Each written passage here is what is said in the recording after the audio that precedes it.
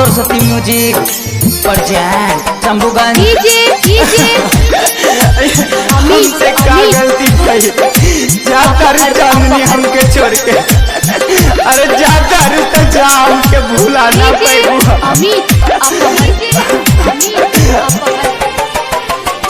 जहाँ बेवफा तूने ये क्या किया है, जहाँ बेवफा तूने ये क्या किया है। आखिर क्या हुई, आखिर क्या हुई, दर्द दिया है। जहाँ बेवफा तूने ये क्या किया है, जहाँ बेवफा तूने ये क्या किया है। जब दर्द देवे के रहे तो प्यार काहे के कहने चांदनी हमके बता दो हमार गलती का रहे। अरे जान तो के दिल से चाहत रहनी तू तो हमारे साथ खिलवाड़ कैलू।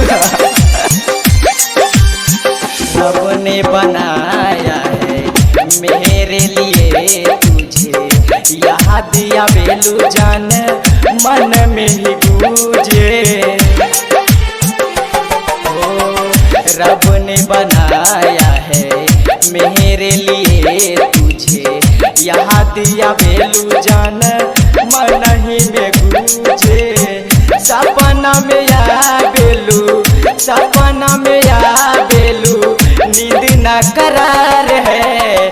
जहाँ बेवफा तूने ये क्या किया है, जहाँ बेवफा तूने ये क्या किया है।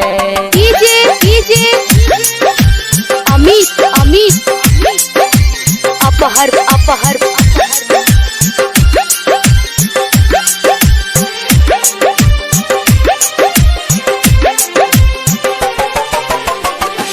कैसे के कहीं की तू बेवफा हो, मेरे नसीब में लिखल दिल के दवा हो। कैसे के कहीं की तू बेवफा हो, दिल मेरे लिखल दिल के दवा हो। रोते रोते जान, रोते रोते जान आंसू भर आया है।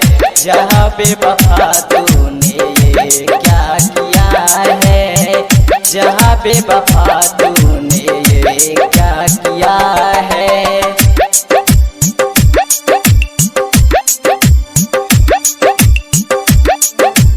तोहर डोली सज के पिया घर जाई है, तोहरे याद हमें पल सताई है। जब तोहर डोली सज के पिया घर जाई है, तोहरे याद हमके पल पल सताई है।